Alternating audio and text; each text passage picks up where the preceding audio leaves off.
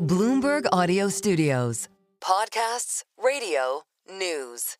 We have Treasury Secretary Stephen Mnuchin with us here. Thank you so much for joining. Thank you. It's great to be here with you. You have a unique insight into this administration because you served all 4 years during the first term for President Trump. I wonder what you make of a difference that we're seeing with Trump this time around. He is a little less concerned about day-to-day market swings. We've seen big tariff talk, 200% tariffs, 25% tariffs, 10% across the board. And the S&P 500 has wiped out $5 trillion in part because of this. What do you make in the shift in Trump's thinking about markets?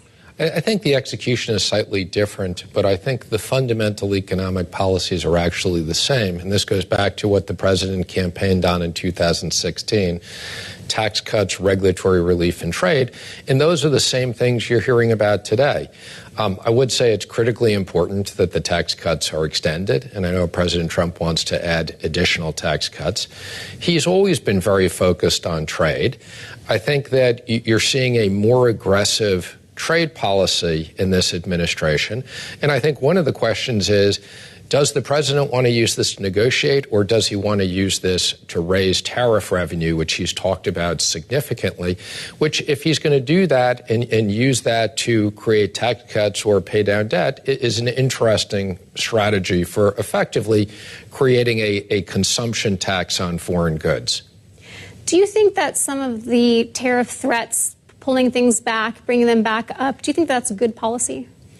Well, I think the market is adjusting to his negotiating, which I think in the beginning, the market thought that he wasn't serious about tariffs, despite the fact that I think, and I've been saying, he's very serious about tariffs. So I've suggested that if he wants to raise revenue, a 10% tariff across the board on everything would be very effective. They could score that as part of reconciliation, probably raise about $2.5 trillion, and that would be very effective in terms of creating tax cuts and paying down debt.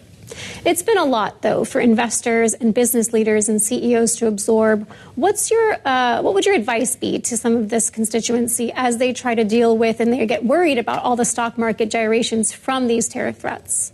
Well, my first advice would be don't overreact. I know there's some talk about, are we going to go into a recession? I don't see us at all going into a recession. I think we could have a little bit of a slowdown in the economy as we pull back on government spending, but I don't think investors should be concerned about a recession. The second thing I would say is we came in with the market being fully priced. So I think a 5 to 10% correction on the S&P or the Nasdaq actually makes sense. The market's been really fueled by massive amounts of tech spending, particularly around AI. So some of this is a natural correction in the market, and some of this is the market worrying about tariffs and the impact on tariffs. We're talking a lot about tariffs. You mentioned taxes as well. What do you make of Trump's strategy to do tariffs before tax cuts this year? Well, I think it's just a timing issue. I think they're actually moving on what seems like an incredibly fast agenda, which is encouraging, that Speaker Johnson says he's going to get a bill to the floor before Easter, which, if that's the case, that includes both tax cuts and border. That's a very impressive timing. I mean, my concern about this one big, beautiful bill was it was going to take too long and that the president could get a quick, easy win on the border. And the tax issues, as you know, Saleha, are quite complicated. So these things have to be thought through carefully and balanced. You, as Treasury Secretary in 2017, were the face of the administration's efforts to get that tax bill through Congress. Based on that experience and what you know and see now of Washington, what do you think the chances are that there will be a successful extension of the tax cuts that Trump seeks? Oh, I definitely think there'll be a successful extension. I think it just depends what it includes. And look, we're very proud of the work we did in the first administration. And obviously, the Tax Cuts and Jobs Act was sweeping reform. I mean, it took all year because it impacted almost every single part of the economy. It dealt with domestic taxes. It lowered corporate taxes. taxes, it lowered individual taxes, it had business tax credits. Right now, they're dealing with a much smaller segment. The most important priority is, in my mind, extending the tax cuts, which from an operational standpoint is actually quite easy to do. And then they have to consider some of these other ideas that the president has thrown out and figure out how they could pay for them as well. Do you think that the SALT cap is something that needs to be part of the bill? Well, it only needs to be part of the bill if that's what you need to do to get Republican votes to get the bill over the finish line. So there's no question that, putting a cap on salt was a fundamental issue that we thought of fairness, treating all the states similarly. Having said that, I recognize there's a small majority in the House, and this clearly impacts places like New York disproportionately, and I understand why the New York members want to see that raised. So far, it seems like that might be one of the sticking points. Are there any other sticking points that you see bubbling up as this tax bill comes together? I think the bigger issue is the pay-fors. So you have some people who say this should be scored against current policy and it doesn't cost anything. The traditional way of scoring this is against what's the current law. After with the reduction of the tax cuts, and that would be over $4 trillion. So obviously, if you score it that way, the pay-fors are very significant. I am concerned, and you've heard Treasury Secretary Bessent and others talk about the deficit. I think the deficit is our number one problem today. So I think that whatever tax cuts are passed, at least some of them have to be paid for. That's one of the larger differences between 2017 when you worked on this and now that the deficit is just so big. How much harder does that make Bessent's job? I think it's quite significant. And, if you put this in context, when we did this, the entire tax bill cost $1.5 trillion. There was about $500 billion that we thought that was the difference between dynamic and scoring. And there was another $500 billion of things that were extenders. So we thought the true cost was closer to $500 billion and that we could easily grow the economy to pay for that. You're now talking about an economy that's much bigger. The numbers are much bigger. So the personal side alone is over $4 trillion. So the pay-fors are much more significant. We also have a much bigger budget deficit. We had much more fiscal room in 2017, and we had lower interest rates. So the interest on the debt wasn't as big of a problem. So you add all those things up, and yes, it's more difficult today, but it's also simpler in that the tax cuts themselves are much simpler. You know this so well. In 2017, you were a key negotiator. You were the face of the administration's efforts, like I said.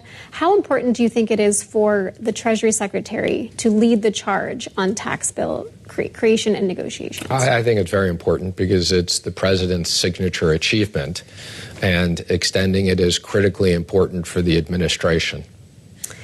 We got to know each other during those 4 years when you were in office, but one area that we never talked about that was never a big deal when you were there was the payments system. With your 4 years of experience, you know how sensitive and significant the work at the Bureau of Fiscal Service is. Are you concerned at all about DOJ's access to the payment system? Well, let's step back and just talk about the payment system. And you're right, we didn't talk about it much. Treasury is a gigantic payment processor for the federal government. So this is an important part of Treasury, but Treasury's role, as you can think of, is the bank. So what Treasury does is it takes in files from other parts of the government. The other departments certify those files. Treasury makes sure that it's in the proper form, that it can execute them, and it executes them. So it's not Treasury's job to determine whether those payments are good payments or bad payments. I'm very comfortable with what I understand Treasury Secretary has said in regards to the controls over the payment system. That's the most important issue. I think some of the things that Elon has said make a lot of sense. I mean, does it make sense that you put a category payment around the payment? Of course. Now, those are things that should be easily added. I will say what we did work on was the transparency issues associated with this, that, we put up on the internet a system where you could see most of the government payments. So, I think a lot of this topic today makes a lot of sense. But I'm comfortable today the system appears to be very safe. Do you think that investors should be worried about the U.S.'s ability to fulfill its debt obligations, considering how much activity there is around the payment system right now with Doge in there? I know there were some concerns about Doge in the beginning. That seems to be taken care of and not an issue. Obviously, the bigger problem with the payments is going to be the government debt and the debt ceiling. One thing I've noticed that Secretary Besson is doing that's a little bit different than years past is putting a focus on lowering long-term bond yields instead of looking to the Federal Reserve to lower interest rates. I'm curious what you make of this strategy. Well, I think he's right in the sense of a large part of the economy is tied to longer-term rates. So whether it's mortgages or other things, and whether it's the 5-year or the 10-year, there's a large part of the economy. For a long time, we had a very flat yield curve. Ultimately, what the Fed does will have an impact on long-term rates. I think if you actually look at the market today and you look at the dot plot, the Fed is telling you basically their expectation is that they will lower rates down to 3.5%. It's just a question of when they get there. Right now, that's projected next year. And I think the 10-year Treasury already has that priced in. So I think it's built into the market today. In the last couple of weeks, we have seen yields drop due to recession fears. Do you think that Besson might be getting what he wanted, but for the wrong reasons? Well, I think he wants long-term treasuries to come down, and I think part of that is around creating, as there's less government spending, there's no question, and they can convince the market that they're going to cut the deficit. That will help long-term rates. But, I'd say, look, the 10-year has been bouncing around in a 20 basis point range, which I consider to be a market range. One of my favorite things to ask current and former Treasury Secretaries is about currency policy, something that we've spoken about as well. We're expecting, at least in the next couple of weeks, the first foreign exchange policy report coming out of the Treasury Department. When you were in office, you labeled China a currency manipulator. I wonder if you think that that is an effective tag to apply. I think it's one of the effective tags to apply. It's not the only effective tag, but I think it was one of the tools in the toolbox. And now it's more fun talking about currencies because I think, as you know, kind of like Treasury Secretary 101 is everybody's supposed to just say, oh, strong dollar, strong dollar. As you remember, when I was at Davos, I made for the first time a comment more on a stable dollar and the benefits of a strong dollar and the problems with a strong dollar, and the market reacted accordingly. But I really do think the policy should be a stable dollar policy. That's what's good for the U.S. That's what's good for the world. I think the dollar will be the reserve currency for the foreseeable future. But you don't want a dollar that's too strong that hurts us from an economic standpoint. Well, you can speak much more freely about currency policy now. Thank you so much for joining.